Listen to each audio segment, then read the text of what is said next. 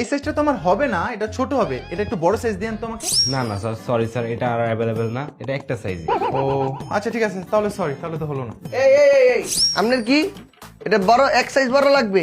হ্যাঁ আমার এক সাইজ বড় লাগবে। দাঁড়ান দিতে আসি। ভাই এ তো কোনো সাইজ নাই। আচ্ছা তুমি এটা বোঝো, এই ডেস্কের নিচে কতগুলো সাইজ পড়ে আছে নাই বলে। স্যার দেন আমি দিতে আসি।